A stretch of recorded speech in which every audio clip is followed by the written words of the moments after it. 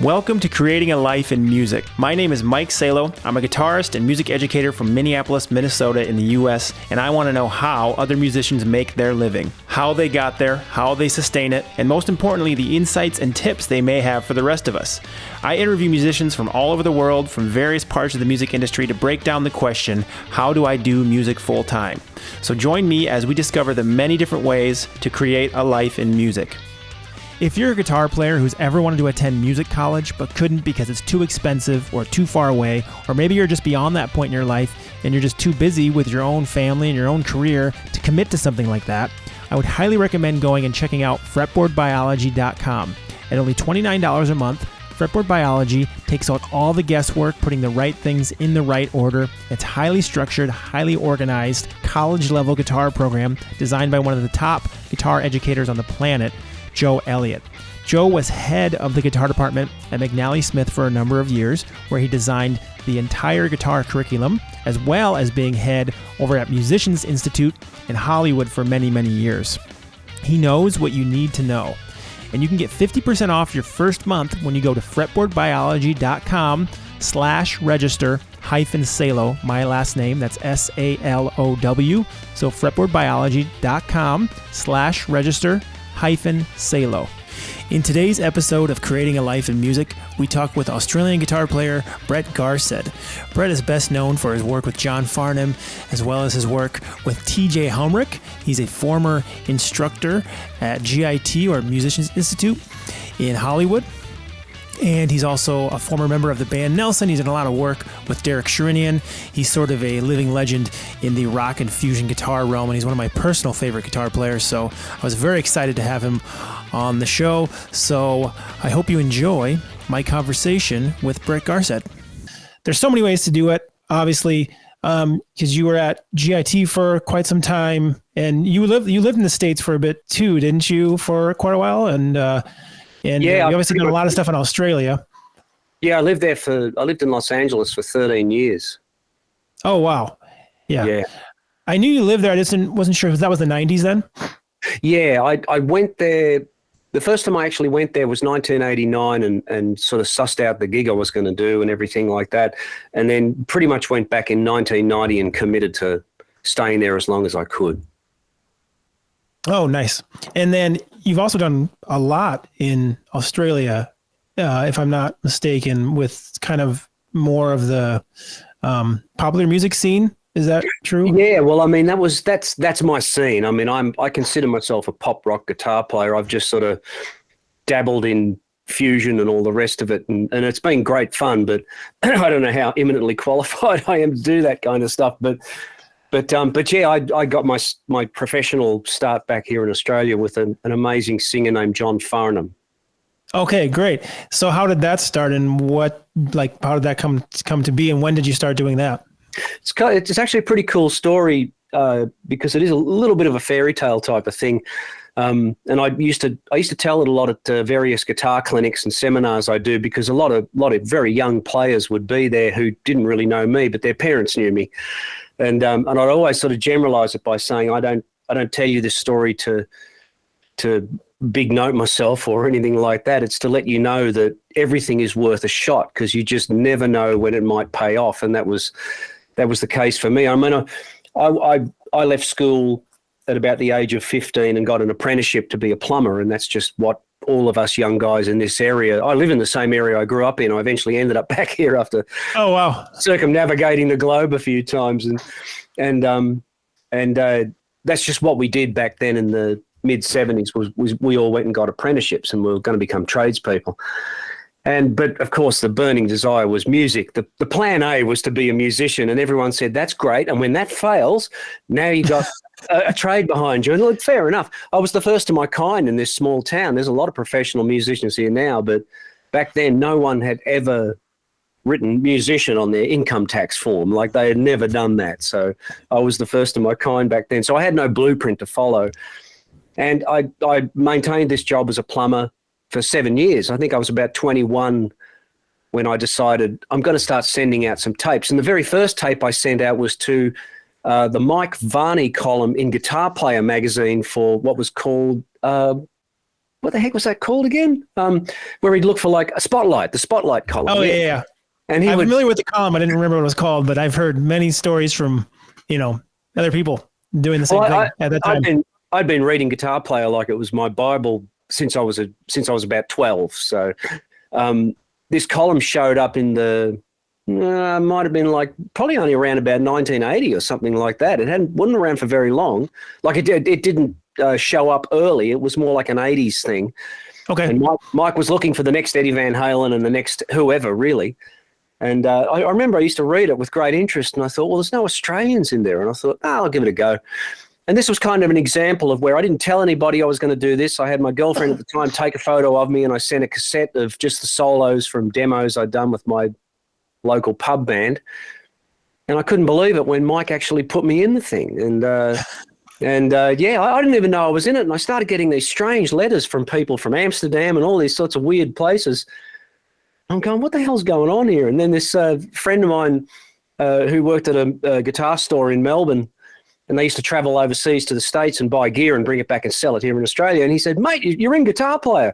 Because back then it took, if it was the July issue of Guitar Player, it didn't get to Australia until October. So I mean, it was a different age to live in. But I decided, well, now I've got a resume. Like, other than being in the same pub band with my cousins for 10 years, I've now got an actual resume, which is an outside opinion of my playing. And Mike spoke very highly of me. So I sent that out with some cassettes to a whole bunch of management companies and record companies here in Australia. And most of them were sent back as unsolicited material or with very kind thanks but no thanks replies. And I thought, well, it's worth a try. And once again, told nobody I was doing this. I thought, I'm not going to ask anyone's opinion. I'm just going to try it. And I sent one to the Wheatley organisation, which was this guy, Glenn Wheatley, who was a very well-known musician who'd got into management and managed the Little River Band. If most Americans probably know who the Little River Band is. With that. And they were a massive group here in Australia. And John Farnham was their singer at the time. And I'd already seen them a couple of years earlier, and they just blown me away. And Farnham in particular just blew me away. I went, man, this guy's the greatest singer I've ever heard in my entire life. And I'd heard a lot of great singers, and Farnham was the best as far as I was concerned. And Wheatley actually sent me a letter, which I've still got just sitting up there. And I opened it up, and it was, "Dear Brett, I just got your tape. Please call me." And I thought, this has got to be a good one, isn't it? So when they're that short, but they're saying call me instead of don't ever call me again, I thought, well, yeah. So I rang him up, and he asked me if I'd like to do a pub tour with John Farnham. And this was in just before Christmas of 1985, and I was about 21. And I said, "Oh yeah, I'm in." So we did about a week of rehearsal, and then 3 weeks of gigs around the pubs in Australia. And it was just the greatest experience of my entire life on this planet at that moment. It was just unbelievable. It was unbelievable. It was just, John was very popular, not popular in pop music circles. In fact, a lot of people thought he was kind of washed up. He was about 34, I think, then. Okay. And had been around for a long time. And a lot of people, I'd tell people that I was doing gigs with John, and they'd say, wow, great singer. But, that's as far as it's ever going to go. And John and his producer, Ross Fraser, pulled me aside during the tour and said, we're doing an album for John next year, and we'd love you to be a part of it and come play all the guitars on it. And I said, I'm in, just tell me when. And when I tell people that, same thing. They'd say, well, it's good that he's doing an album, but let's face it, 34, come on, this is never going to happen. And I just went, I don't care. He's amazing. I don't care what you say. And so I went back to being a plumber in early 1986 and did that until about June, and went down and just spent a week doing all the guitars on what would become the Whispering Jack album, which John released later that year.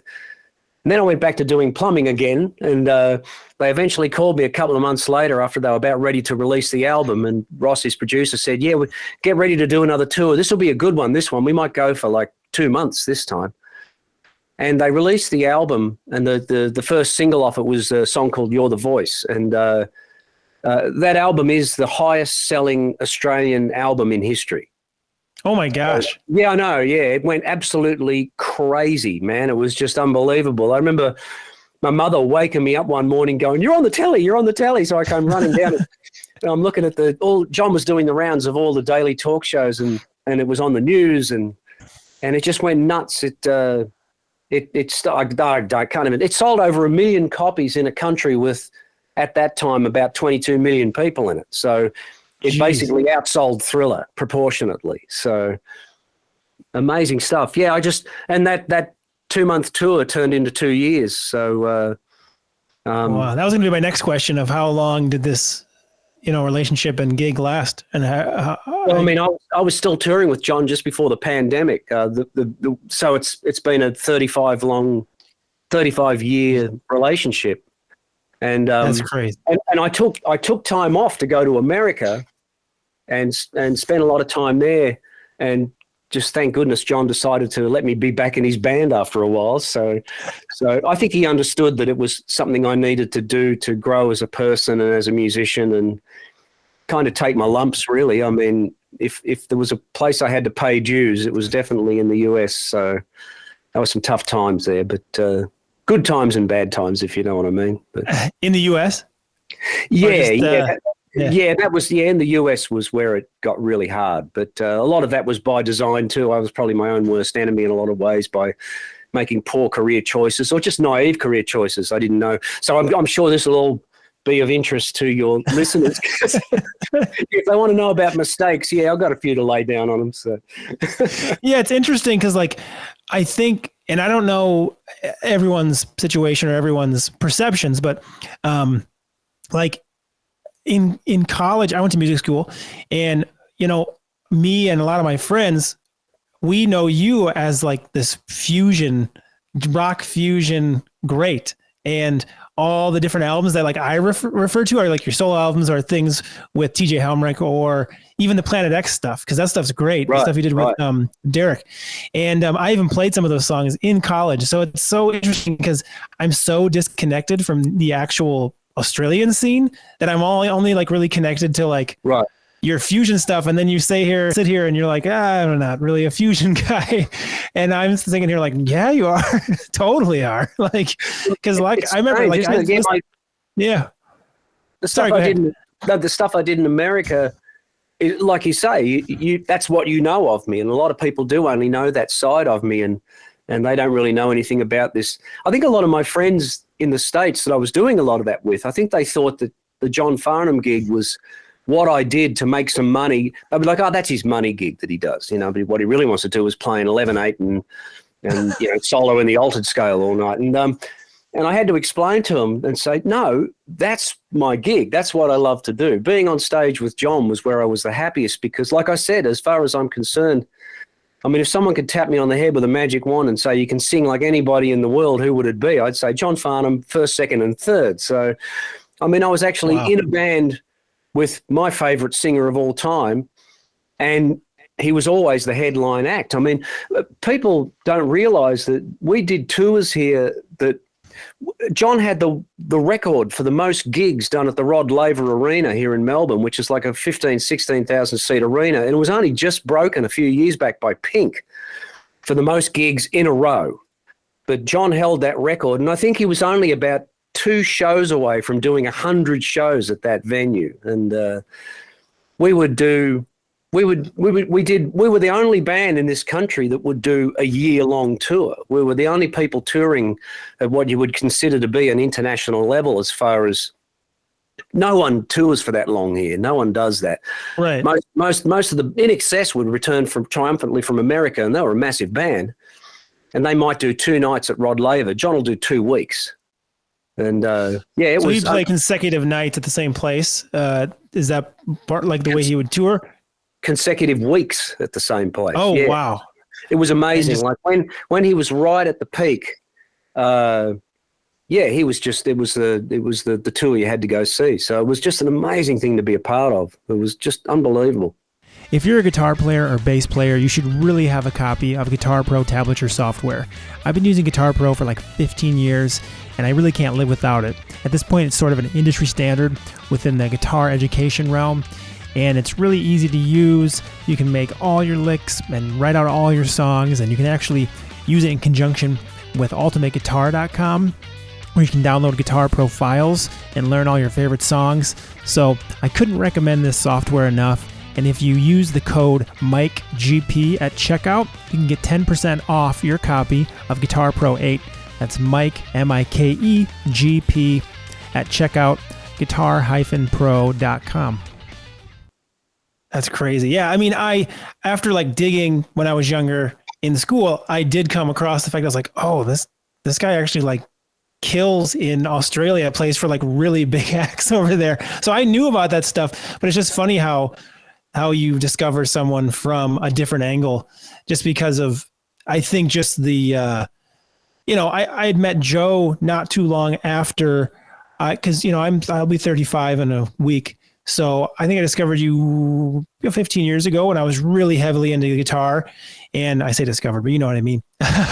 Someone first introduced you to me, and I don't know if it was, I don't know what it was. It might've been, it maybe trying to think of the different things I've heard over the years. Could have been a number of things, as to where I first heard your stuff, but, I don't know where I was going with that, but I guess it is crazy to have that almost dichotomy between the two locations you had lived. And you said that you weren't so happy with the time in the U.S., or not so happy, but like you said that you had some tough times with certain mistakes you had made, or. It was a question of circumstance too, because I mean, I moved to the States.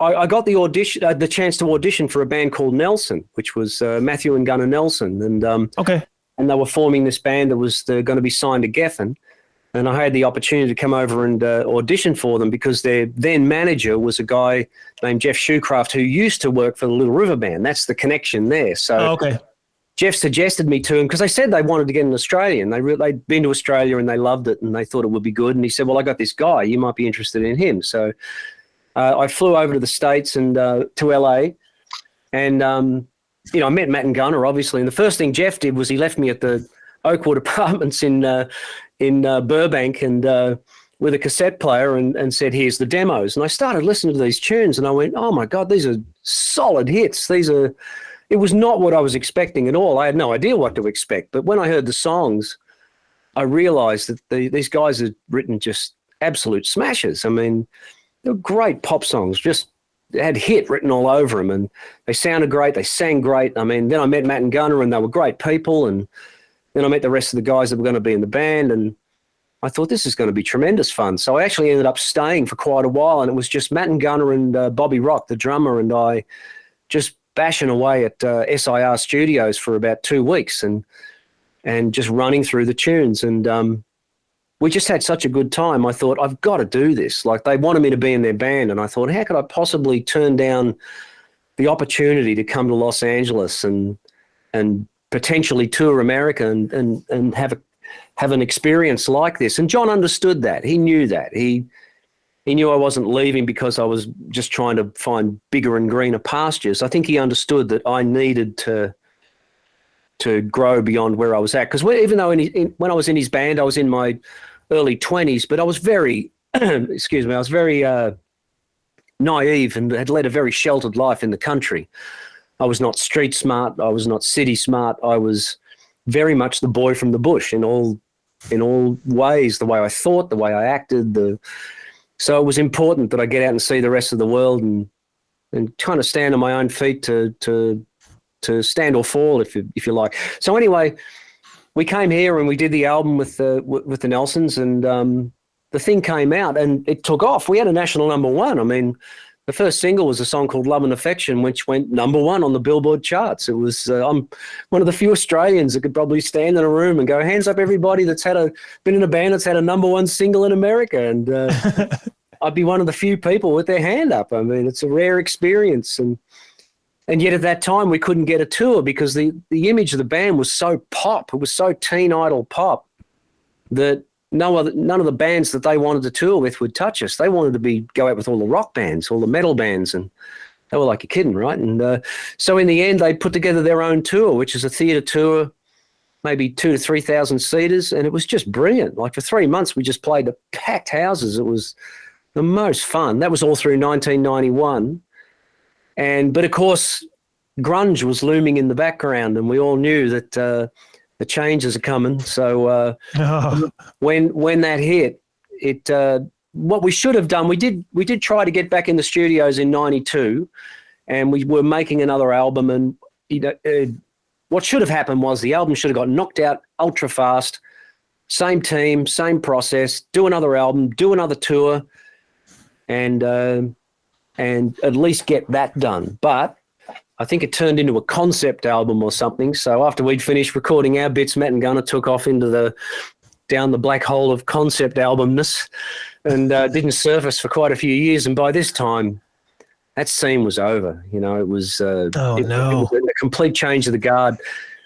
Now, but at that same time, I was working with TJ Helmerich, so my whole perception of where I wanted to go career-wise had shifted as well. I mean, I'd had so much fun working with him and doing the instrumental stuff, and then, of course, working with other people. I thought, yeah, this is where I want to go now. I want to do this kind of music, and more fusion-oriented, more instrumental. And unfortunately, that ship had kind of sailed too, because I think we will probably put our first album, Quid Pro Quo, out when guitar instrumental albums were about the most unfashionable thing this side of a root canal, pretty much. So it was... The 90s was a little bit of a bummer for guitar playing. Tough time, yeah. It was a tough time. Like I said, it's all time and place and circumstance. So I got lucky with the Farnham gig because I'm sure they were looking for a young, hotshot lead guitar player, and my cassette landed on Glenn Wheatley's desk, and they went, "This is our guy," and I got that gig. And luckily, I was able to adapt, even though I was a very inexperienced musician. I was able to adapt quickly and sort of keep thinking on my feet and all that. So I kept the gig. And with the Nelsons, it was like, I mean, I remember their A&R guy was a guy named John Kolodner. He's quite famous, actually, in the world of A&R, and he was the head honcho at Geffen. And I remember him coming into the studio and saying, "I want this band to be the Eagles of the 90s." And it's funny how, when you think of that statement being made in 1989, that's quite a profound statement, because back then modern country did not exist. And he was probably 5 to 6 years ahead of his time in making that statement. And if Matt and Gunnar had decided to go down that road and be the beginning of modern country with heavy rock guitars and guitar solos a la Dan Huff production and Mutt Lange production, like what Mutt did with Shania, what they created together, they would have been at the forefront of a new scene as opposed to the tail end of an old scene. But hindsight's 2020. At the time, I'm sure Matt and Gunnar were right on the mark and saying, "Well, this is what's hot. We're doing this," and it's what they wanted to do. So, I mean, yeah, if I could go back and look at all my mistakes and correct them, it'd be I don't know. It's interesting you call it a mistake, because it's like it doesn't seem like a mistake on your part at all. Yeah, I think it's a very sensible, like the way you're explaining it. It's like, oh yeah, I mean, exactly. It's like the timing is just, unfortunately, with the grunge thing and the way the music scenes were headed during that time, just seemed to work against you, or against them. The interesting thing, and this is what we're talking about, is creating a life in music as a professional. And I've never, ever, I've always found myself in situations where it's like, okay, well, this gig is gone and now I don't have a gig, and what do I do now? And I'm even in it now. I'm in it right now because of the pandemic and various other circumstances. But it's never been because, oh, well, I became an alcoholic, or I was a drug addict, or I just was lazy and I didn't care. I just lost interest in practicing and bought a jet ski or something. I mean, it's never been anything to do with that. It's always just been outside circumstances that I had no control over. Like, because you are right, like coming there to join a really good band with great material and great talent performing it, who are signed to Geffen Records. That's not a dumb move, that's a smart move. I mean, like I said, if I turned up and heard Matt and Gunnar's songs and thought, well, I don't think much of the songs, I probably wouldn't have even been interested in the gig. But when I heard the tunes, I went, these have got number one written all over them. And I was right. Like, I think they had Love and Affection was number one. And I think the following, at least 2 singles went top 10. And the album it ended up selling triple platinum just in the States, I think. So it was a right move, but the grunge thing happened, and So that went, and then even then with TJ and I, we were almost years ahead of our time in a way as well, because we were, at that time, everyone was still doing sort of neoclassical shred albums for any instrumental guitar labels. And TJ and I had no interest in that because we were into fusion. That's what we wanted to do. We liked Tribal Tech and Mike Stern and Jeff Beck and all those sort of things, and we wanted to do what we termed rock fusion. TJ and I used to talk about it, and we said, well, we're not jazz fusion, are we? Because we're not jazz musicians. We're rock musicians influenced by other fusion guitar players who are probably jazz musicians. And we said, well, does that make us rock fusion then and not jazz fusion? Because up at that point, we'd never heard anyone say that before. Right. We'd never heard anyone say rock fusion. It was always jazz fusion and then eventually just fusion. And that's why when I got the offer to do that REH video, I did an REH instructional video. I've seen it. Yeah, exactly. And I was trying to figure out what to call it. And TJ said, call it rock fusion. So that's what we called it. And it was I think you said something similar to that in the video. I think you said something like, I think you were like, I'm influenced by players who are influenced by horn players or something like that along those lines, or influenced by players who are influenced by jazz fusion. Well, that was it. Yeah, I was sort of like another generation along. So it was like third-hand information in a way, like rather than being a rock musician, like Scott Henderson, for example. Like Scott, I always thought Scott was a jazz musician who leaned more into rock because he's so damn good at playing jazz and fusion. But as he explained to me, he said, he started off as an Albert King fan and Richie Blackmore and Jimmy Page. He's a rock musician who learned jazz and is now equally comfortable in both camps. And him and Frank Ambali and Mike Stern and numerous other players, they are absolutely proper fusion guitarists because, and in every sense, rock fusion, I suppose. So they're as equally comfortable playing jazz standards, fusion or rock. Like you put them in any circumstance and they'll handle it. And that's where you're probably the same yourself. Like a lot of young players now are like that. They're just so well versed in all situations that they're ready to take on the world. Yeah, it's kind of forced, not forced, that's the wrong word. It's kind of recommended. Like when I went to school, I mean, Joe was really good about that. Joe Elliott was very much like, need to be well-rounded, need to be well-rounded, need to be well-rounded. Yeah. And that actually is one of the questions that I ask people is like, do you think there's more utility in someone's career to be a well-rounded player, or do you think they should pick a lane and really try to master that lane? Because people do that too, but to me, that's always seemed like maybe it's my lack of willing to take risk. It always seems like a ballsy move to be really just like down that path and only do that. Yeah, it's a definite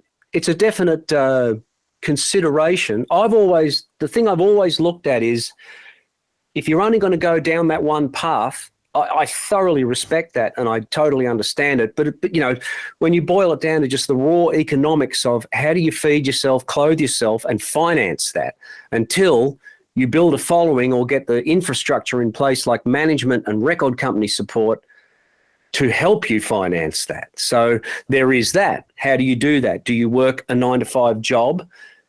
Or do you support yourself as a musician? And that's where the being a well-rounded musician comes in. And that's what I'd preach to the guys at GIT. Because you do understand, I went to MI, to Musicians Institute, not as a student, but as a teacher.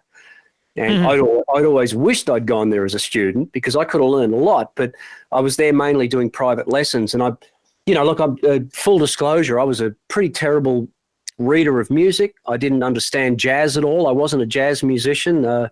So I was very upfront with the students about all of that. And if a student walked in and said, I'd like to get better at playing bossa novas, I'd say, come with me. And I'd lead them down the hall and introduce them to Art Renshaw or somebody like that and make sure that they got the right teacher for the job. But at the same time, too, I do remember a couple of students coming in and they were working on stuff in their reading classes. And they said, can you help me figure this out, to read it? And I said, oh, man, gee, I'm a lousy reader of music myself. And they said, don't worry about it. I'll ask one of the other guys. And I said, no, let's figure it out. Come on. And I think what they were kind of looking for was someone to say, okay, this is how you do it next. You know what I mean? Yeah. But I said, no, let's sit here and figure this out. And so in the process, I think I'm definitely sure the student got a deeper understanding of what they were reading because we sat there like a couple of novice readers and nutted through it, and I think they were sort of hoping I'd be the advocate they were looking for, which is like, don't worry about this school stuff, man, just jam and everything will work out. And I always said no. I said, go to your sight reading classes, work on it, get good at it. You're in this amazing opportunity here to get knowledge from some of the greatest players and teachers in the world. Take it and just get everything you can. And I'd always say, like, it doesn't mean you can't go down that one lane.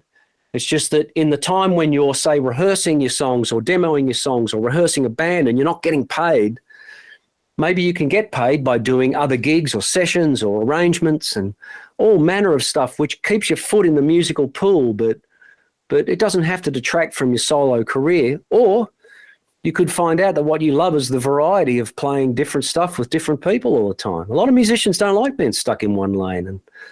And yeah, I could only imagine being versatile enough to say, well, tonight I'm doing a jazz gig up the road, and then tomorrow night I'm playing with a Latin band, and then the night after that I'm doing an orchestral session down at that studio, and now I've got a gig on a TV show where I'm in the house band. And I thought, wow, to be good enough to cover all those things, I would love to be that guy, but I'm not that guy. It's interesting because you talk about like all these different things. And I think that's such a big part of doing music for a living is having multiple sources of income. So, cause I know for me, that's how I make a living. Like I in the summers I gig way more, and in the winters I teach way more. And it just so happens that it's nicer in the summer. I'm in Minnesota. I mean, you're familiar with where Joe lives. It's just like, winter hell for 6 months out of the year. Yeah. Joe sends me photos. Yep. And it's currently that right now. So there's a lot of opportunities for teaching in the winter because people are, schools are looking for extracurriculars and stuff. So, I mean, I get calls all the time about my kid wants lessons or I run this arts program at the school. Can you come teach a class in the winters? And in the summers, I do way more gigs. But that idea of having multiple sources of income. And so when were you doing, so you came to the US not for GIT, that was after the fact, correct? Yes. Yeah. And so you started doing the gig and at what point did you start teaching at GIT? And at what point did you make that decision, or did you get a call like, hey, we're looking for people? Yeah, that was thanks to the good grace of Keith Wyatt at the time, I think. Oh, okay. Because I think it was early 90s, I think, when I think TJ had mentioned me to Keith and said, you should get Brett up to do a class, or like it was a performance in P100 in the big room.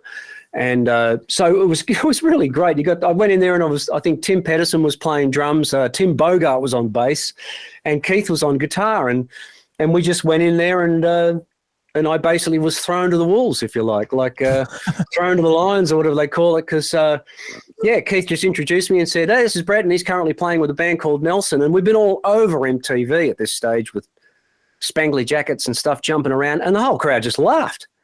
And I thought, yeah, it's a fair cop. They didn't know anything about me. They had nothing else to gauge my playing on other than that. But the weird thing was, I think before the Nelson album came out, Centrifugal Funk came out, if I remember. That was the album I did with Sean Lane and Frank Gambale. So that's how I heard. That's the first. Sorry not to interrupt. Right. That's where I heard you first. That's where I heard you first.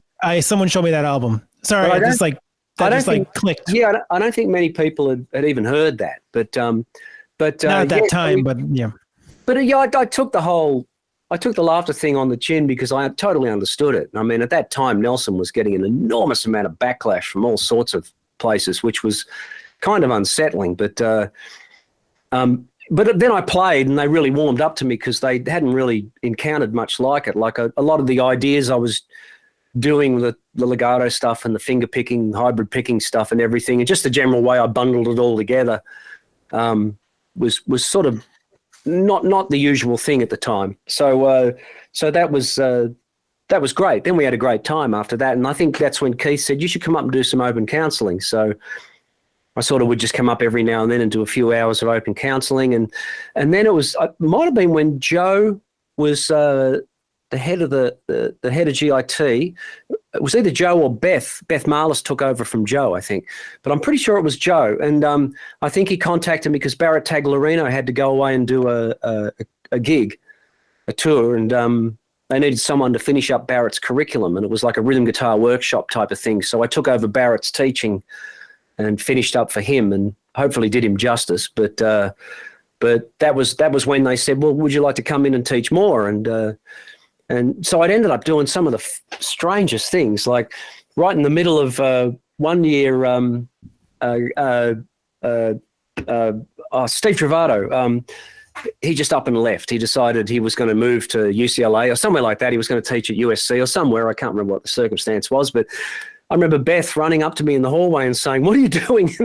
I said, oh, nothing at the moment. And she said, quick, come upstairs and teach Steve's country curriculum, because I finished off Steve's curriculum for the semester, and it was traumatic. It was that hard. It was, oh, man, it was hysterical. I remember just going home and just sweating over it for ages, but it was absolutely a ball to do it. I mean, Steve had put together this masterwork of just country guitar instruction, and man, I got so much out of that. I just thoroughly enjoyed it. But it was, I was sweating trying to do that stuff. It was hysterical. But and then things like that would happen where I think it was the same deal. It was like Beth grabbed me in the hall and said, "What are you doing?" I'm not doing anything. And she said, "Quick, go up to the third floor." And because Alan Hines was up there and he was supposed to do an improv concepts class. And I think Carl Verheyen or someone like that was supposed to be his guest, and Carl couldn't make it at the last minute. So she just kind of kicked me in the door, and I think it was where I met Alan for the first time and did all that. I knew who Alan was, but I don't think we'd ever talked or anything. And it was quite hysterical. We're sitting there, we're supposed to go for an hour, and we kind of ran out of things to talk about at the 40-minute mark. And that's when I just, I play slide.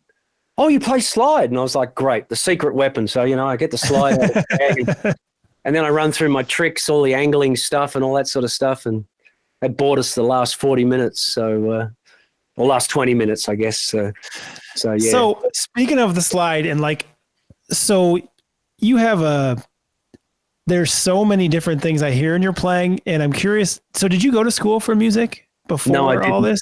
I did not. How did you develop all this? Like, where do you get? So you're from a small area in rural Australia, correct? Yeah, Castlemaine, Victoria. So how does someone because I'm from a really small town in Iowa here in the US. And so middle of nowhere, 800 people.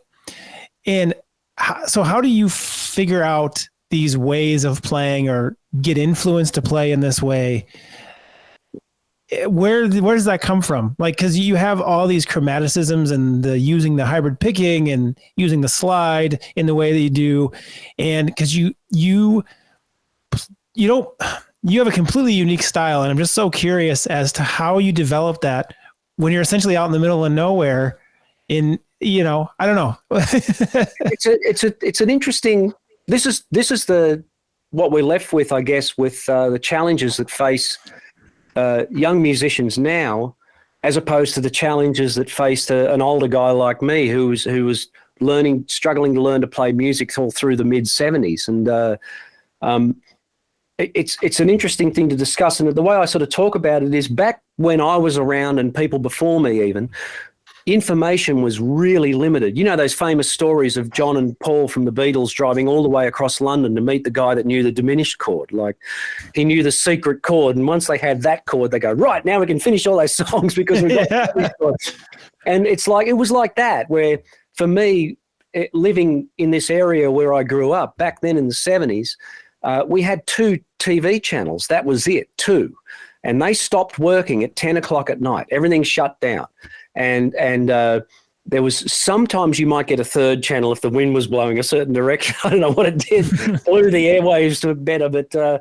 But yeah, for the most part, it was the government radio station, the Australian Broadcasting Commission, and a very local TV station. So the odds of seeing anything musical on there was absolutely 1,000,000 to 1 shot, that you just happen to turn on the TV and rotate the dial and something's on. It's so hard. I used to just live for moments when anyone playing music in any way, shape or form was ever on TV, because I finally got to see something. Everything else was just heard. I just had LPs and that was it. I had vinyl records to go by and my own imagination as to what the hell is happening here.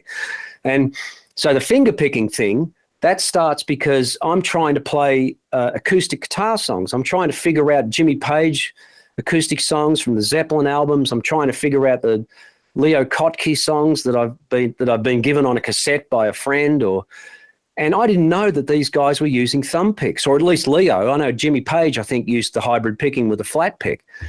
So the whole time I'm trying to play these incredibly hard Leo Kottke songs and all these other things, I'm using my pick and my other 3 fingers on my picking hand, and wondering why my little finger is so lame. I'm going, man, this guy really sucks. I got to work hard on him to get him up to speed, without realizing not really anyone does that. Not many people use that 4th finger. So that's where all that came from. And it's and then eventually I see some people playing with a thumb pick and I go, oh, okay. So they use their thumb. And I didn't know. The slide guitar playing thing was where I managed to actually see. It was actually the guitar player from the Little River Band back in the mid-'70s. And they had a beautiful song which he introduced on slide guitar. And I thought, oh, that looks great. I've got to have a crack at that. So I go and buy a slide at the local music store and come home and touch it to my guitar with distortion and like completely standard tuning. And it was just diabolically bad. I mean, it's just awful. There's no control. It's just screaming its head off, and I couldn't do anything with it. So I just sort of put it away. And then luckily talked to a friend of mine who was an older musician than me and more experienced, but didn't know much more about music than I did. So he wasn't really a help to me in terms of chord voicing. So I think he taught me a 9th chord so I could play a funk blues, and that was it. Then we were both in the same boat as to what we knew about scales and all the rest of it. But he did say this to me, and he said, oh, if you want to play slide guitar, get another guitar, because I was playing a Strat with a floating bridge. So, I mean, you can't retune those things. It's impossible or not desirable. And he said, get a cheap guitar, doesn't matter how garbage it is, and just retune it to an open E chord. He said, then you can just hold the slide straight across the neck and just move it up and down to various frets and you'll be able to play a blues. And he was right. Like, it was great. So I actually used that for quite a while and got quite a bit of facility and control so I could control the thing, to the point where I thought, well, I'm sick of lugging this other guitar around. I'll just do it on my regular guitar. So I went back to playing it in standard tuning, but I really missed that interval of the major third, the Joe Walsh interval, because it was actually Joe Walsh that kind of reinvigorated my interest in playing slide, because once again, you turn on the TV and you get lucky and, oh, Joe Walsh is on, and he's doing Rocky Mountain Way. So he's wearing the slide on his 2nd finger, which is, once again, is very unusual. Not many people do that. There's like me, Bonnie Raitt, Jeff Beck, and Joe Walsh pretty much. I don't know. And there might be a few more people now, but back then that was it. Like, I was always, whenever I saw anyone wearing it on their 2nd finger, I thought, it's one of the few. And most people wear it on their 3rd or 4th. But when I went back to standard tuning, I really missed that relationship between the 2nd and 3rd string, where if you play like the 13th fret on the 3rd and the 12th on the 2nd, you get a major 3rd interval. And it's that beautiful interval that Joe Walsh moves up and down in Rocky Mountain Way and does those ascending sort of blues runs. And I just looked at it and went, surely, how hard could it be? And I just turned the slide on an angle and it worked. I couldn't believe it. And I never took much notice of it. I just went, okay, well, that's problem solved. Let's get back on with it, shall we? And I just kept doing that. But whenever I did it, people would freak out. Like, I just assumed everybody did it, or I didn't take any notice of it. Because once again, I never saw anybody. I never saw anything. It wasn't until like the early 2000s when YouTube became a thing that a friend of mine posted an old video from Jeff Beck back in the band he had with Bobby Tench back in Cozzy Powell, back before he did Wired and Blow by Blow. And he was doing this beautiful cover of a Bob Dylan song, Tonight I'll Be Staying Here With You, and he does it. So the Jeff Beck did it first, the governor did it first, but I did not know. I had, for a second there, I thought I might have actually come up with something half original, but I was like, oh, Jeff. No, of course Jeff Beck did it first, of course. Yeah. So Did a lot of your playing come from kind of curiosity of the instrument and trying to accomplish things that you were like, oh, what if I did this? Is it more of like a curiosity thing and an exploration of the instrument? Because there's also there's like lines I've heard of yours where I'm like, how the hell did he make that happen? That it's like, yeah. And I don't know if that's it. So I guess what I'm asking is that a learned thing from something you heard, or are you going, what if I did this? Or what if I did this? Well, the one thing I loved about playing guitar and always have and always will is improvisation. That's what I love to do. Yeah. I've got a terrible memory, always have. And that's why I have an incredible admiration for any musicians that can memorize long solos and reproduce them. Like Steve Vai can do that. He can memorize an entire piece, and he can do a lip sync playthrough of it where you would swear he was playing that thing. And every nuance, every pick scrape is down. And that to me is like another art form. That's incredible. Whereas, you know, you'll get better results from me if you say, just let him wing it and we'll see what happens. Like, but so it's an endless exploration of the instrument and just poking around and seeing what works and what doesn't. Because I was always guided by my ear. So to me, I just decided one day that a major chord sounded happy and a minor chord sounded sad. And that was sort of my signposts, where what emotional element am I looking for? Is it happy or sad? And then to what degree? And that's when I started to listen to things like I'd listen to a flat 7 in a major chord instead of like a dominant 7 in a major chord. And I go, it's happy, but it's kind of 2 beers happy, you know, it's like there's a playfulness to it. And then I'd hear like a major 6 in a minor chord giving it that Dorian sort of sound like Santana. And I go, yeah, it's sad, but there's just those 2 beers again. You know, it's not totally sad. There's an element of joy to it. Like I started to recognize that certain intervals made me feel a certain way. So that was where the ear training came in without even knowing it. I just was training my ear to recognize pitches and develop relative pitch. And that's how I played, was just moving around the fretboard. And the chromaticism, now you'll never see this coming. The chromaticism is thanks to Steve Lukather. Because I was a mad Toto fan. The minute Hold the Line came out and I heard that on the radio, I was like, I'm in. Who's the guitar player, right? And so, yeah, Toto's the minute Hydra came out, their second album, which apparently a lot of people didn't like, it's my favorite Toto record. So there's a song in there called White Sister. And so I'm just listening to that, and it's a pretty rockin' sort of a tune. And the outro solo is just, Luke just goes scorched earth on that one, man. It's like he does this chromatic thing. And the way I looked, I thought I got to try and figure this out, but I couldn't because all I had was the LP. I probably ruined the LP from putting the needle back and forth, trying to work this lick out. And he's picking it, but I couldn't pick. I was always a legato guy.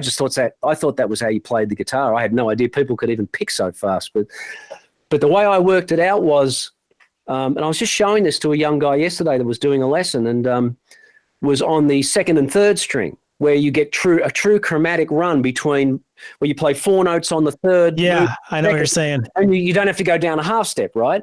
Yeah. And I looked at it and I went, oh, wow, this sits right in the middle of a pentatonic blues lick. And I found out that I could move it everywhere and do the same thing. So it wasn't just like I've learned a Luke lick.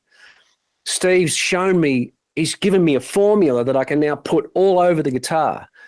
And with a bit of extra effort, even apply it to the other strings as well. I just had to do a bit of finger gymnastics. And then, of course, later on, after I've heard Alan Holdsworth, thanks to Eddie Van Halen, Eddie talked about, discovering Eddie. Eddie is a whole other, that's a whole other story right there. But we'll just kind of skip over Eddie for the moment because he talked about Alan in his first guitar player issue. And I thought, well, if Eddie says he's great, I've got to hear this guy. So he said, get the first UK album, listen to In the Dead of Night. So dutifully, I went out and found that album and listened to it. And as soon as I heard Alan, I thought, this is it. He's a legato player like me, only unlike anything I've ever heard in my entire life. And the only way I could mimic what he was doing without, Alan's a genius, and I'm this moron from the middle of country Australia. All I could do was mimic him by doing as much chromaticism as I possibly could. But the thing that made the chromaticism work was I always had a target, like a target interval. And I think that was the difference. I wasn't just meandering around without a point. Like I was like, I'm going to play chromatically to this. And even though back then I couldn't really discern it being a 9 or a 7 or a 6, I knew the sound, but I couldn't give it a name. I didn't know any of that stuff until I got to America, and TJ Helmerich taught it all to me. But my ears were sharply developed. Like I could really hear intervals. And that was when I got a conflicting thing like a major minor chord, and I didn't know what the melodic minor scale was. I'm going, it's got both things in there. It's got like a majory sound and a minor sound. And I could find the major 7 and the minor 3rd, and I'm going, what the hell kind of chord is this? What is this? And to sort of solo over it, I had no vocabulary for that. So that all had to come later. But it was just this. It's all like back then. Whereas see now with the internet and YouTube, information is everywhere. Back then, oh yeah, the only information you may have is the blues scale. And so for 2 years, that's what you've got. So you learn to wring every bit of nuance out of that blues scale because it's all you've got to work with. Whereas now, you've got information just screaming at you from, I want to learn about the most complex jazz concept over here. Fine, I'll just look it up. And if I want to learn about flamenco, fine, I'll just look it up. And everything is there. Everything is at your fingertips. So knowledge comes quickly and information comes quickly, but personality and nuance that gives you identity, now you got to work for that. Whereas, see, I had that coming out of the box. So if I learned the minute TJ Helmerich said, yeah, this is called the melodic minor scale, all I had to do was just learn 4 things to do with that, and it sounded like me playing the melodic minor scale, as opposed to transcribing Scott Henderson playing the melodic minor scale and having to reverse engineer it so that I didn't sound like Scott. It's one of those things where I think the guys like us that come from that older generation, we had to have personality because it's all we had. We didn't have all the information, whereas now everything's there. Yeah, there's a lot of players these days that sound very similar to each other, and even I'm on the latter half of all that because I just had a conversation with a buddy of mine, and because I'll be 35 soon, and the 20-somethings are way more involved in completely learning from the internet. Like I didn't completely learn, YouTube wasn't really able to use that until college, which was really helpful because it was great to be able to see someone do the things I had been hearing. Right. But he was like talking about how comments, he's like, oh yeah, you guys, sound too much like, and then list all these players that I saw as legends. Like, no one, a lot of my generation or whatever, you could say a guy, oh yeah, he kind of has influences from X, Y, and Z, like maybe like a little bit of Greg Howe, Gambale, Alan Holdsworth, Steve Vai, whatever. And you can kind of hear that, but it's like this interesting amalgamation. And I feel like as the further along it gets, the more concentrated it gets, and you're just like the same sound everyone. Because like I get comments about dad bends. Like people be like, oh, those are dad bends. And I'm like, what do you mean?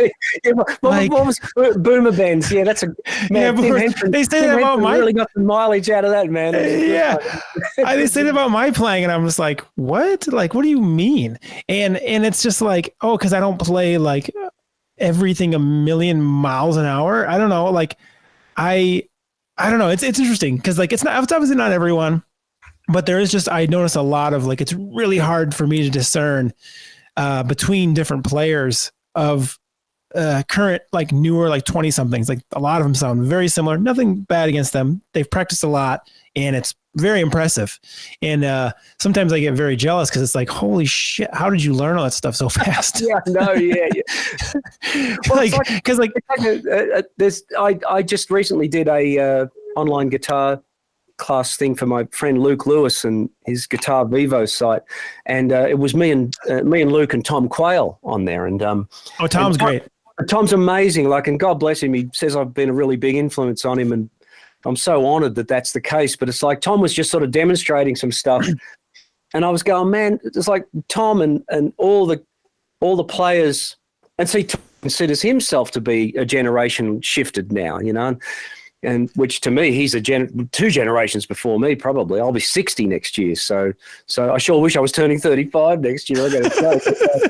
But yeah, I was just watching Tom play and I was going, man, it's like Tom's just got this fifth gear that I might have had when I was about 25 or even into my 30s, but it's not there now. And then, you know, like guys like Max Ostro and all these young people like... Oh, that kid's insane. How old is he? Like 19 or something? Yeah, and he's just one of them. You know, Max is just one of them. It's crazy.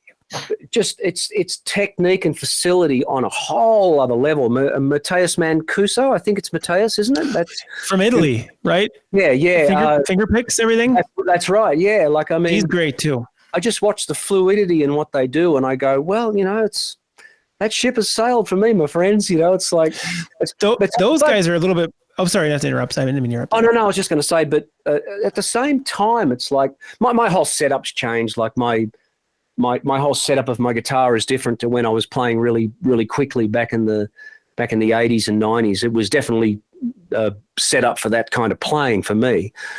But even my mindset has changed. Like I just started watching the John Scofield documentary, and nice. which is a beautiful piece of work. I'm only halfway through it, and but he said. He said, I just feel like I'm playing so much less but saying so much more these days. And you can really feel that. If you go back and start at something like Still Warm at that album and work your way through to where he's at now, you can hear it happening. Like you could hear him just taking stuff out. He's going, don't need that, don't need this. I really do think that as you get older as a player, you find the shortest distance between 2 points. And you start to just kind of edit stuff out and you're starting to look for more of that nuance, because let's face it, I mean, to look at it from the point of technical facility, I mean, you're either out of the game, or if you're in the game, you look at it and go, where do I go now? You know, like what is a young person watching like a Max Ostro or any number of other frighteningly gifted players technically? What do they do? I mean, man, you know, it's like where to now, fellas? It's like they'll be playing so fast that we can't actually hear anything. They'll cause a rip in the space-time continuum or something. Yeah, I suppose, you know, those two guys in particular, they pop out as having like their own personality and style. I still hear that within them. I guess my reference was, more to more the metal side. Like you hear a lot of these shred metal guys, and that's where I hear like this very like a lot of the same exact thing happening from a lot of different players, but very impressive and very cool. Yeah, those two guys in particular are two of those that I hear where it's like, I know it's them when I hear them. I can hear their influences from other areas, but those two guys are really impressive. They're very musical, but you're right in the sense of like, how do you go further than what you've already done? Like, it's pretty wild with the way that kid. But you know, maybe I never would have thought that what these guys are doing now was even possible. Yet it is, and every generation brings a new take on things, and that's I embrace it. You know, I mean, I think it's just unbelievable that and the thing that still just blows me away is when people like you and Tom Quayle and my friend Michael Dolce here in Australia, like they say. Oh, Michael's great too. Yeah, I mean, you know, I look at them and just go. I look at him and just go, do you give lessons? You know, and yet he says I was an influence on him, which just blows me away. I never would have dreamt. I suppose this gets back. I can really hear it with Michael's playing. I can really hear it. Like when I first heard him, I was like, oh, I'm gonna like this guy. He sounds like Brett. When I first heard it, it's beautiful. Like I wish when I was his age I ever sounded like that. But yeah, I mean this whole journey I've been on, and hopefully still am on to a degree. I mean, I hope it's not over, but I would never have seen it taking the path that it did coming from this little town here, and because like I said, no one had ever actually been able to call themselves a professional musician up until I came along, really, and to consider everything I've been lucky enough to do in this musical life, I can't get over it, man. I'm just blown away that any of it ever happened. I'm still trying to wrap my head around it, to be honest. One of the best things you can do as a musician is to protect your own hearing. I've been using these Eargasm high-fidelity earplugs for months now, and I really love them. They're nice and discreet, high quality, and they don't make any of the sound muffled. They let in the right frequencies that I need on gigs or at shows.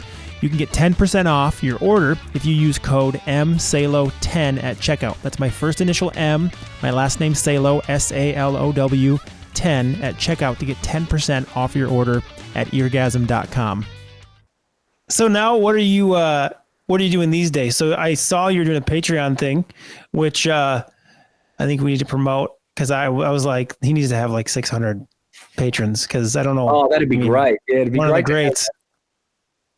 But the Patreon's fantastic. I'm afraid it's not enough to call an income, but it certainly does help. And to be honest, I just do it out of the joy of it, and also I thoroughly appreciate the people that are there that are supporting me, because I know that a lot of the time, you know, they do it just because they want to pitch in, they want to support my career in music, and so that's why I really do try to keep the content coming regularly, and try to have it be somewhat unique, like not necessarily just about how to play the guitar, but a lot of other things. I just did a great interview with Frank Gambale and put that up there, and I want to try and do some more of those sort of things, interview other friends of mine and try and present those to people, and then hopefully next year I do have an actual touring gig coming up, which is sort of it's sort of like a theater show, but we are an active part of it as a band, and it's called Rolling Thunder Vietnam, and we get to play all the classic songs from that era. So it's great fun. It's a good band experience to go and do it. So I'll be able to do a lot of behind the scenes footage on that and present that to the patrons as well. But it's just what happened with John Farnham was when the pandemic hit.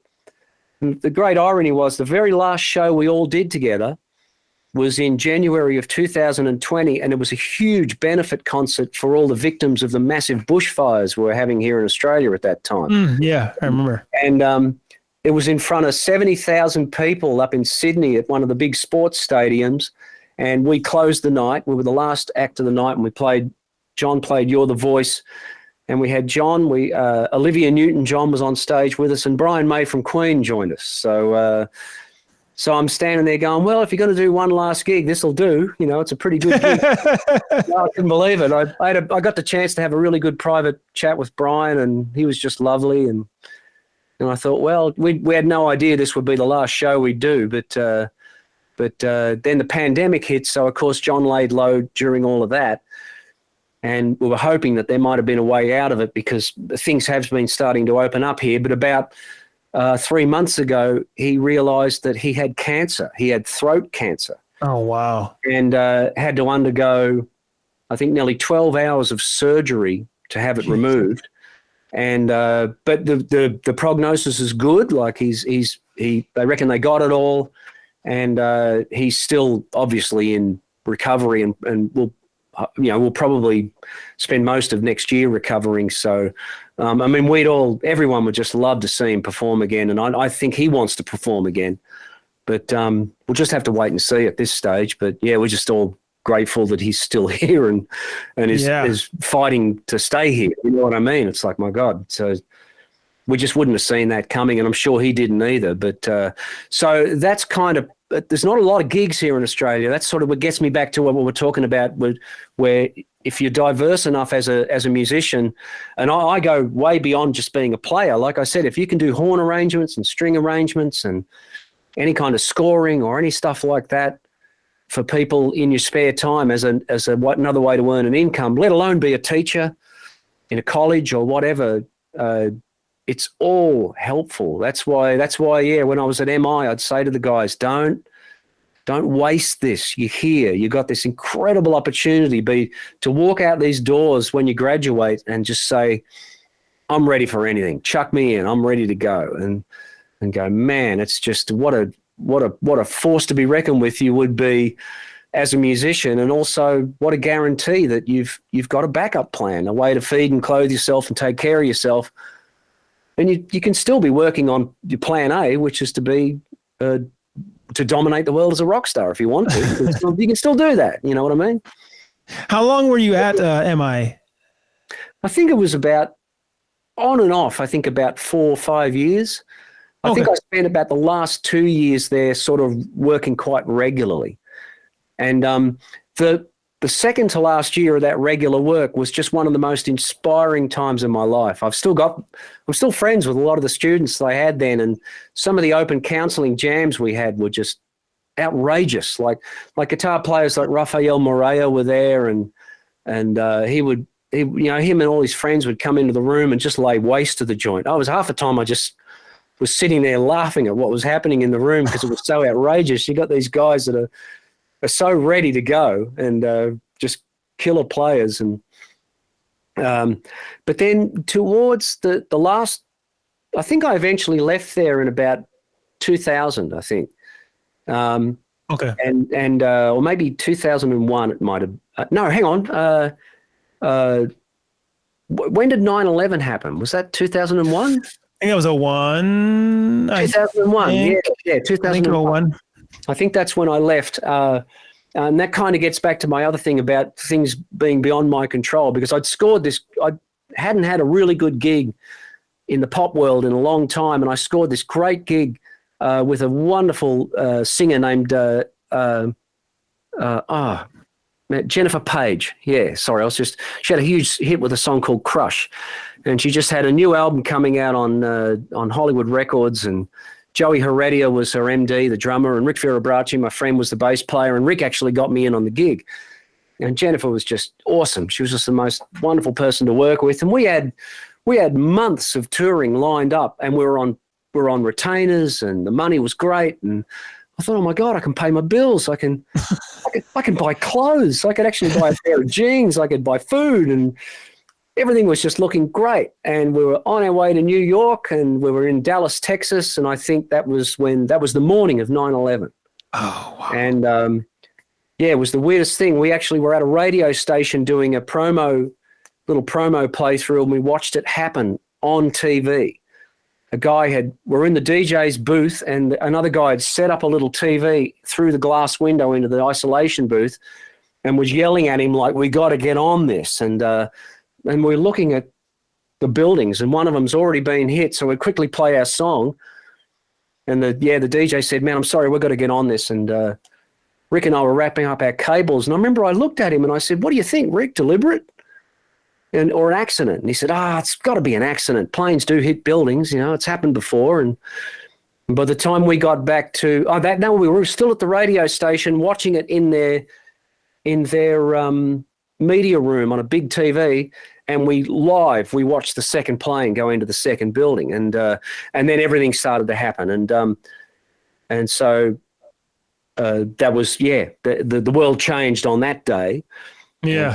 And so by the time we had to just drive back to Los Angeles because no planes were going anywhere, and that was when I realized that what obviously, aside from the horror of what everyone had to deal with from that event, it changed the landscape of our industry for a long time, because all the tours stopped, all the gigs stopped. Jennifer's whole tour was cancelled, and I was left without any work whatsoever. So that was yet another one of those situations where you go, what did I do wrong? Like I was actually selling CDs so I could put gas in my truck to get to MI to teach. So that was where I was at that stage. So, jeez, how old were you then? I think I was maybe about 38 years old, I think. So, and I think that was John Farnham was planning a massive tour that would start in 2002, go through 2003. And that was when I made the decision, like, it's time to go back home. It's time to go back to Australia. And I'd already recorded Big Sky with Rick and Tos Panos, and pretty much was sort of going back to the States. It was 2003 when I eventually did move back to Australia completely, but it was still going back to the States and working on fixing that, finishing that, mixing it, mastering it, that whole thing. And and then eventually in about March of 2003, I was officially out of the US and back in Australia. So that was it. Wow. So So did you move straight back to your hometown, or did you? Initially, yeah, I did move back to where I am now to stay at my mother's place because it was a huge transitional phase, but eventually settled in a place in Melbourne to be closer to the action. And how far are you from Melbourne? Only in about an hour and a half. Oh, that's not that far, yeah. It's nice, yeah. Like, I mean, and it's just kind of strange because the little town I grew up in here, this little city, it only had about 5,000 people in it.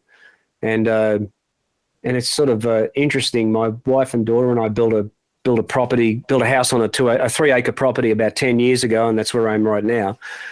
And we've just sort of watched everything just kind of go nuts around us. Like, it's one of the most desirable places to live in the country at the moment. So real estate's just going through the roof. We made a good investment. So there you go. Yeah. Yeah. So yeah, it's kind of beautiful, actually. I haven't been this happy in a long time. And I must say, like, this gets back to the challenges you face as a professional musician. Like, just before I got the gig with Jennifer, things were just rough. Mainly, I was really going through a terrible time, and I thought maybe I'm manic depressive. Maybe I need medication. And I actually went to a doctor and asked him about it. And I thought, do you think that's the case? And the doctor said, look, let's not rush into this. We'll just take it one step at a time. And so I thought about it. And then it was only when I came back, I think the Jennifer gig really did give me the clue that I needed work. That's what I needed to do. I needed some kind of viable income. And I think I'd just gotten so used to being a broke, starving musician for so long and just skating by below the poverty line that it had become kind of a habit in a way. And it was when I really got back here to Australia and had a lot of work. Like, I mean, even after we did the big tour with John, then we started doing other work as a band, like as his band. We started doing TV shows. We were doing like Dancing with the Stars. And there was one year where on top of touring with John, I think it was 30 weeks of live television work. So, I mean. Wow. Yeah, we were just killing it. I mean, and that's when you're so close to Melbourne. Does a lot of it take place there or in Sydney? In Melbourne, it was all happening there at the time. And I was living in Melbourne then, so it wasn't like a huge commute or anything. So, and on top of that, sessions, and it was just going gangbusters for a while. Like, none of that's around anymore for us. But yeah, there were quite a few years there where it was just amazing. And so it's funny you mentioned that feeling of like, am I manic depressive? And I had this thought today because like doing music to some extent, whether you're teaching, I mean, any part of it, like I teach and gig, and every once in a while I have some bigger clients. Like I had a student where I was teaching 3 sons, and It was a big client. And when one of those stops, it's a hit for the day or for the week where you're just like, oh, and then you start to kind of, sometimes those things can let loose over the course of a week or two. And you're like, oh, am I going crazy? Like, what's wrong with me? Like, am I just having a tough time with this? Like it can be very difficult because it's gigs and students. And depending on the size of the gig or the student, there's a chance that they will stop or just cease to exist. And when those things happen, it can be a huge blow. And that back and forth is just so detrimental on your mental health and just like your sanity. So I have those thoughts all the time. Oh, sorry, go ahead. Yeah, I mean, yeah. Definitely not to I'm not making light of that in any way, shape or form. I just hope everyone understands that, because when I asked the doctor that question, it was a legitimate question. Oh, I believe I've been in this dark headspace for so long. I thought, do I need professional help here? And luckily, he steered me in the direction where it was like, you've got to analyze everything else that's going on in your life at the moment before you make that decision, just because there could be other factors at play here. And he was actually right. Like, it's just that it's hard to find that until it gets shown to you by life itself. And when I finally realized, like, oh man, what's been missing is an income, and I think if I had my time over in the States again, I would handle it very differently. Like, I wouldn't be as adverse to getting just a a regular job of some kind so that I could follow that singular path. That's sort of back to what we were saying before. Like, I was very happy making music with TJ and with all the other people I was doing it with, because it was some of the most exciting music I'd ever been a part of. It was incredibly challenging and in a lot of cases quite groundbreaking, but it just didn't pay the bills. It was artistically indulgent and thoroughly thrilling, but I needed something to help me out, and I just didn't understand how to put all that stuff together. Like when the Nelson Band folded, I thought, okay, that scene's over now, and none of those bands exist anymore. And what I didn't realize was they never went away. They just weren't on MTV anymore. They just weren't what was quote unquote popular. But all those bands were still out there touring, and a lot of them were looking for people. Like, I probably could have gone to numerous auditions and ended up right back in another band that was out touring and working and doing quite well. Like I just there's all the sub scenes and all these different things going on. Like, it's interesting when you find people who are doing, like, you talk to someone, oh, I'm doing really well. I'm doing this thing. Like, I have a buddy who does like the Christian rock thing, and I'm like, oh, it's pretty well. And he's like, yeah, it pays really well. And we do this and this and this. Yeah. Oh, geez. Like, what? Or like, yeah, there's all these subsets of things. It's we only don't know about them because we don't know about them. And then as soon as you're aware of it, you're like, oh, like there is all this. It's actually true for the social media stuff. And like for a long time, I felt very like there's just so much guitar stuff out there. It seems like an endless, not void, but like this endless just content. How am I ever going to do anything with that? And then you realize that I have dozens and dozens of people that I maybe like students or do master classes with, and I'll mention names like, no, I don't know who that is. And I'm like, they're like huge on social media or this, that's how you found me. You found me on social media. How come you don't know who they are? They're way bigger than I am. But it's like, there's a huge people, you know, there's just this huge market with all these different little subsets, and it's really easy just to forget about those little subsets, and that the fact that you can exist in that little thing and thrive and do really well. And, but it's such a, for lack of a better term, such a mind fuck of how to even grasp all of it, because it's really easy, I think, just to do like what you just said. It's like, oh shit, it's over. This thing is over. Grunge is taken over, and not be aware of the fact that the whole thing is actually still happening right under your feet. But I think it happens with a lot of musicians, because it's really easy to have one of those things stop and then just be like, shit, like just panic mode, and now feel like, oh no, like I lost that, and I needed that, and now I don't think I can get that. And even though there's like this thing just floating right underneath you that's still existing, where you could just, if you put the work in, you can grab from the pool, but you get blinded by the disappointment, you know, and it becomes a scary thing that messes with your head to where you get disappointed. You start to feel negative. And I'm not saying you, I'm just saying like in general, that's my experience. And sometimes that can cloud you from other possibilities. And I think that's what happened to me. I think what shocked me the most when the Nelson gig was over, even more so than grunge pushing it away, because I understood that. I thought, well, things have to change, and this is the change. And I think the thing that threw me was, well, the reason I came here was to join this band. And the reason I didn't walk away from John Farnham's gig to come over here and sell guitars in a shop, or even to be like just this revolving door guitar player who shows up in 10 different bands over the course of time. That's what threw me. And I always wanted to be in a band and not be that guy that people called up when they need a substitute guitarist for their gig. And I had that with Farnham, and that was the thing. I was so lucky that John invited me back, because a lot of times he would have had every reason to think, hey, dude, you made your choice, you know. And but I think deep down, John definitely understood that the reason I wasn't going to join Matt and Gunner's band just purely because it was an opportunity. Because like I said, the minute I heard their songs and met them, I realized it was something that was going to be truly amazing at a very personal level. And that's why we're all still really good friends to this day. Like, I mean, I have just nothing but an enormous amount of love and respect for those guys, everybody that was in that band. And I had an enormous amount of respect for the songs they'd written. Like the minute I heard them, I went, wow, these guys have got it. This is really well-crafted pop music. And I wanted to be a part of it. And I think John understood that was my motivation.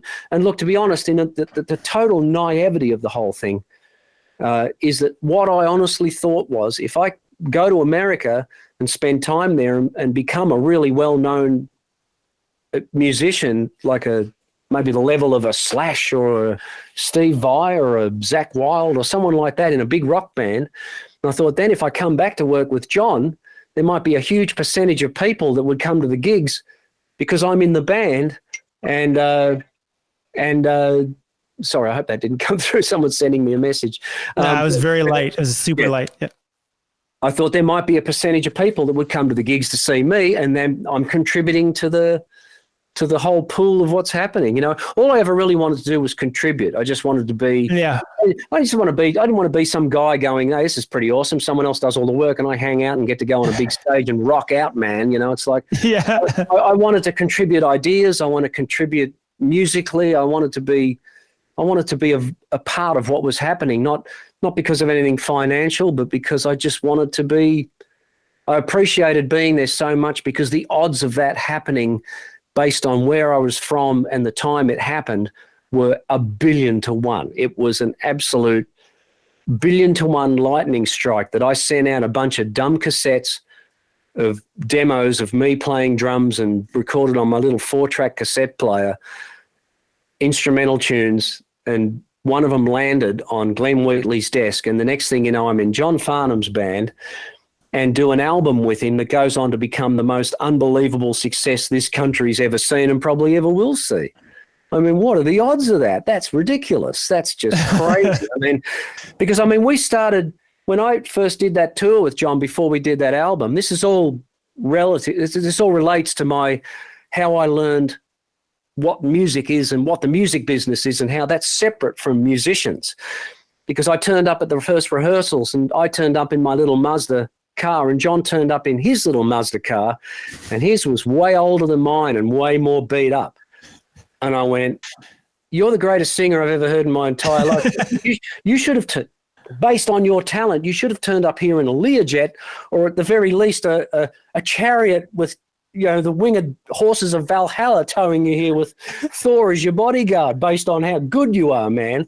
Not in a beat-up Mazda, and I went, okay, music business lesson number 1, it's not always fair.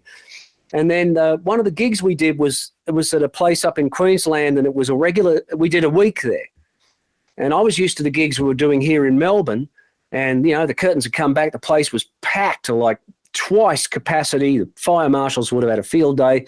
Everyone's drunk. They're going nuts. It's wild. It's a rock gig. It's crazy. And the curtains come back up at these gigs and it's half full at best. And it's mums and dads all waiting to hear John sing his hits from the 60s and the 70s. And he's out there doing doing Black Knight by Deep Purple and Legs by ZZ Top. And they're all getting their hair blown back. And that's when I realized, like, what's going on? The crowds aren't here. And then so next year the album comes out and we eventually, after a few months of doing the pubs, we go back to do these venues again.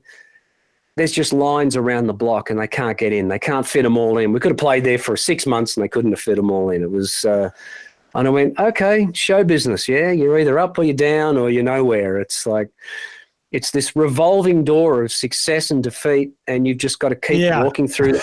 You've got to keep revolving and trying to come back around. Yeah, it's such a back and forth. That does require sometimes it requires some reinvention on your part, and you've got to grow with it. So that's what I had to do too.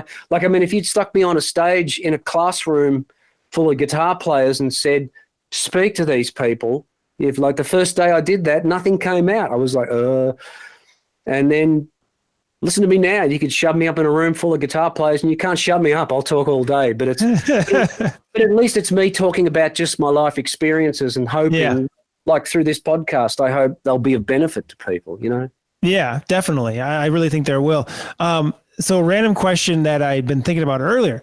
Do you think let's say you stayed in Australia. Let's say you never went to the US. Do you think you would have explored the more instrumental, like fusion realm of things in the way that you did?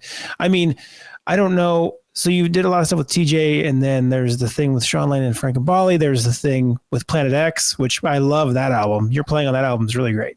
I don't remember what the name of that one was, but that's one. I think it was just called Planet X. It was actually Derek's first solo album, and he called it Planet X, and then they formed the band Planet X. So it gets right, and that's when Tony McAlpine joined the band and became the actual proper Planet X. But I did do another one a lot later on called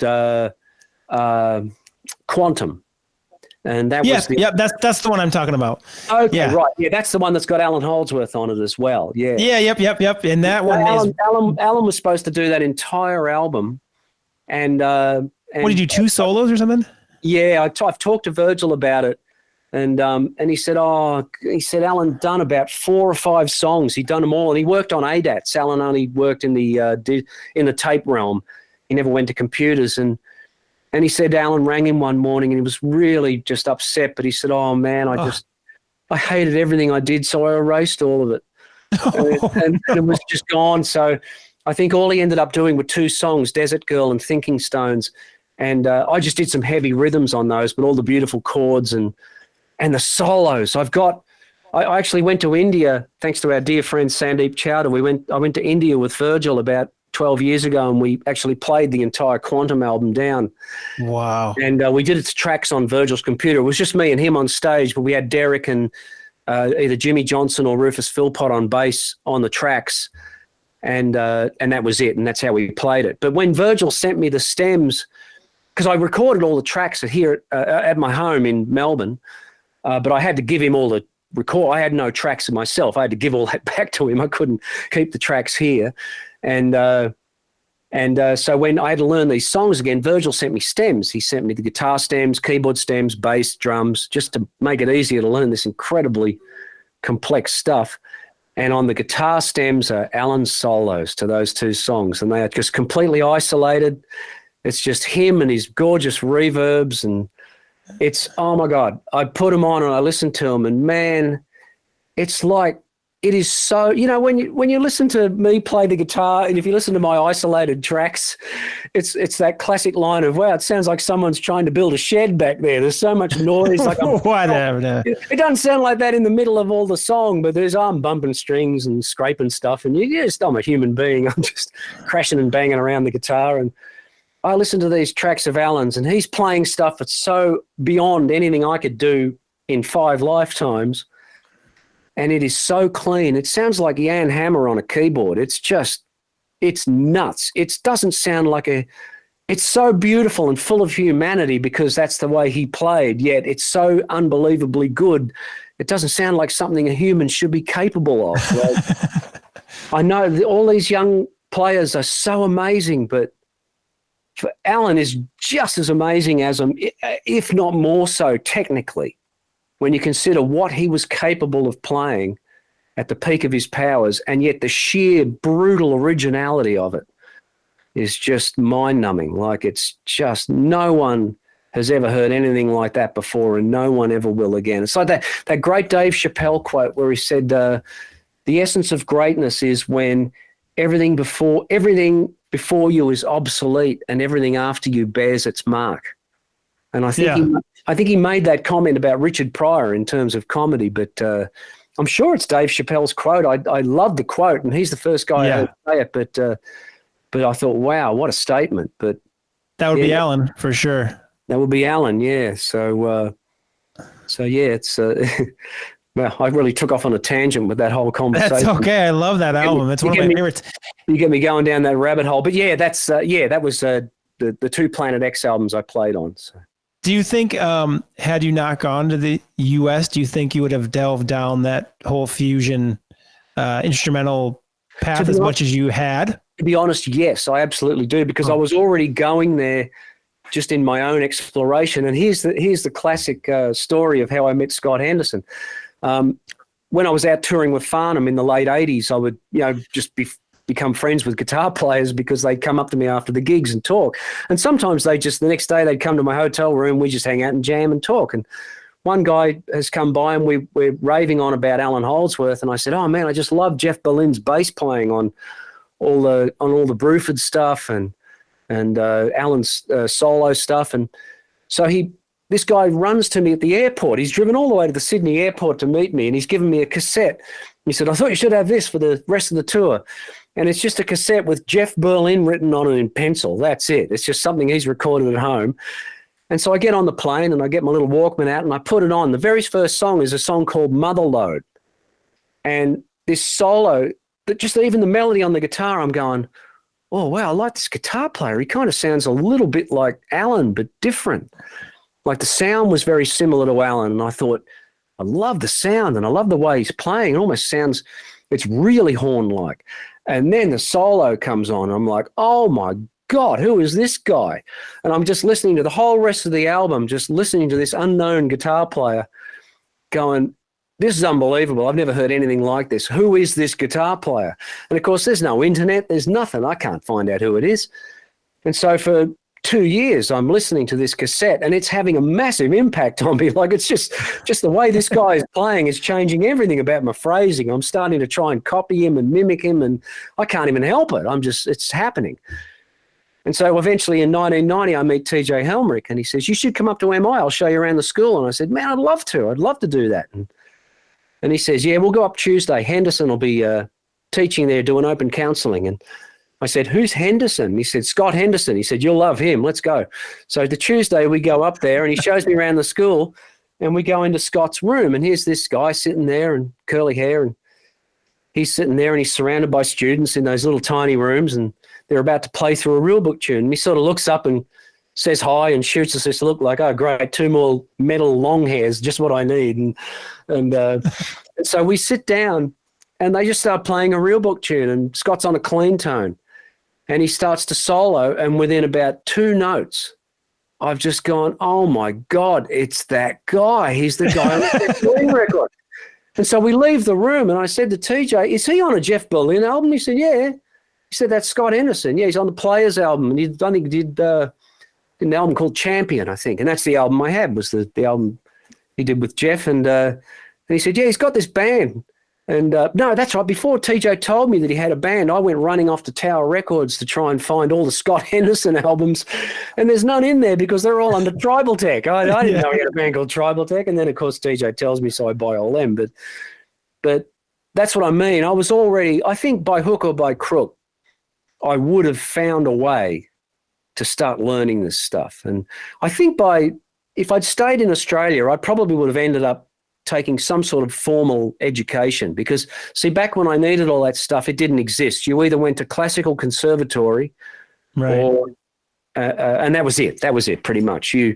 There was no jazz schools. And I tried to find a jazz teacher. I wanted to learn. If I'd been able to find the right teacher, if I could have found a jazz guitarist when I was about 17 or 18 who would teach me about harmony and improvisation as applied to that, it would have changed my entire landscape because that's what I was trying to do. I was jamming along with Larry Carlton records, I'm trying to play along the Mulberry Street. And I'm, why can't I follow these chords? I just thought all jazz guitarists had the best ears in the world, which of course they do, but I didn't know how they got there. I didn't know how they studied, how they looked at chord progressions and figured out what am I going to play? What's my roadmap here? And then of course they just play. And I just thought, I guess they just hear it and they're just better at doing that than I am.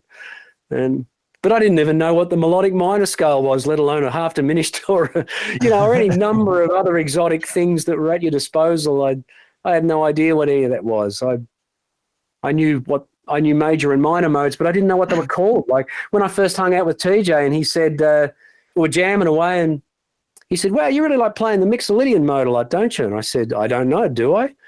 And he said, don't you know what that is? And I said, well, no, what is it? And he played it for me and I went, oh, that. And I said, yeah, I love that sound. That's awesome. And he said, what about this? And he would play the Dorian mode. And I said, yeah, love that one too. And he played Lydian. And I said, oh, that's the David Gilmour mode. Love that one. And And he said, you don't know what any of these things are called? And I said, nah, man, I just take a major scale and change a couple of notes and then I play that. And he said, wow. And like even that was revelation to him because I didn't take like a C major scale and plonk it on another chord and say, now I'm playing the Dorian mode or whatever. Right. I know what you're talking about. Yeah. I looked at the mode and went, well, what's the formula? Like it's, it's like, oh, it's got a raised 6 and it's got a major 6 in it, but it's a minor scale. Okay, so I'll play that. And it's a major scale, but it's got a flat 7. Okay, I'll play that. That's when he said, well, here's an interesting one. It's called melodic minor. And he said, just look at it like it's a major scale with a minor third. And I went, oh, okay. So I just immediately started playing all over the neck, avoiding the major third and put a minor third in there instead. And it didn't take too long and I could play the melodic minor. So, but the formula worked. Like, I mean, that was how I looked at things. Yeah. But it was, but eventually I would have got there, I'm sure. But of course, nothing takes away from the fantastic experience I did have in America and all the amazing people I met. Like, it's always about the people. Like, I mean, the gig at the Enorma Dome or whatever, they come and go. And one minute you're in a big place playing in front of lots of people and you're very important. The next time you're at a pub playing in front of hardly anybody and no one cares. But it's, well, I don't know, who am I there with? It's about all the friends I have in my life are from music and they're beautiful people. I mean, if I hadn't been a musician, I wouldn't know these people. And that's really what it's about. That's the life experience I walk away with. I don't remember much else other than that. So I got to wrap it up here. I really appreciate you hanging and answering all the questions and sharing so much because it's really great to meet and hang out. I mean, this is like a huge thing for me. I don't know if I'm really expressing that much, but thanks huge for having fan me. of your playing. So you have what? So you have your Patreon. You obviously have some social media accounts. Plenty of albums out that people can look up online if they search your name, including the bands we've talked about. Anything else that you'd like to promote that you're working on right now or doing? No, just mainly if people want to, like, they can hit up my website if they want to look at little lessons I've got on there or stuff like that. But it's mainly just the Patreon and my YouTube channel.